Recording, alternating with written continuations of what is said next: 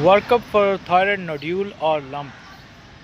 I will try to break it down and make it simple for you guys. It gets confusing for a lot of students actually, and so many students lose points on this in the USMLE. So I'll try to make it simple. But before starting, I will ask one simple question: that uh, what do you do when you see a patient with thyroid lump or thyroid nodule? I mean, what's your first step? I mean, here most of the students make mistakes and they go straight for the biopsy, which is never the right step. Which is never the right choice. Actually, the best next step and the best initial step when you see a patient with thyroid lump or thyroid nodule is to check their serum TSH levels.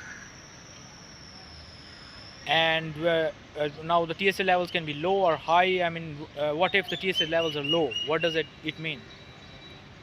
If the TSH levels are low, it means the thyroid gland is pumping thyroid hormone into the circulation, and so that thyroid hormone is suppressing TSH from the pituitary.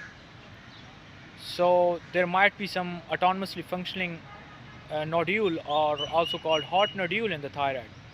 And you should always remember the thyroid nodule, when it's a hot nodule, it's never malignant.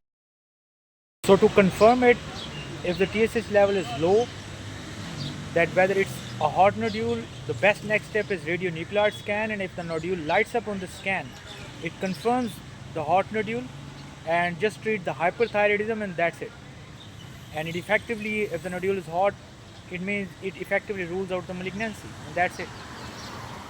But what if the TSH levels are high or normal when you test initially?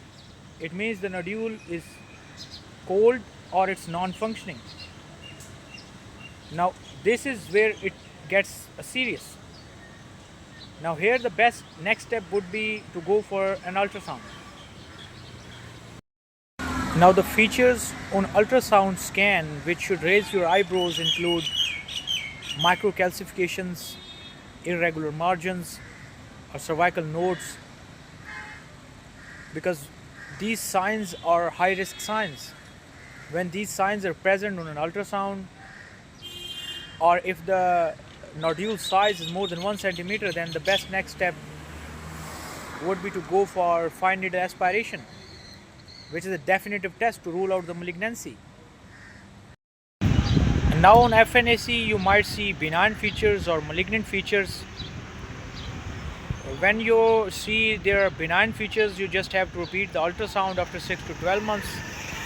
But when you see the signs of malignancy on the cytology, then there might be follicular carcinoma or papillary or medullary or anaplastic carcinoma. Then the treatment obviously is surgery.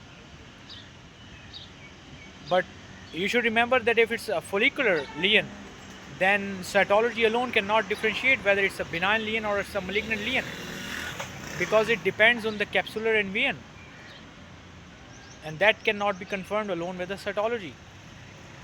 Then you should remember that if it's a follicular carcinoma on the cytology, if it's a follicular lesion, then we need to do the lobectomy, and we need to see that if the cancer or the high risk cells are invading the capsule or not. So then we confirm whether it is extending beyond the thyroid gland or not. But if it's a papillary carcinoma, then we do the thyroidectomy, but with no neck dissection. And if it's a medullary carcinoma, then we need to screen for Mann syndrome as well, multiple endocrine neoplasias. We need to see the calcitonin levels, and we need to screen the patient for pheochromocytomas as well. So that's it. That's all you need to know about the workup of the thyroid gland, thyroid lump or nodule.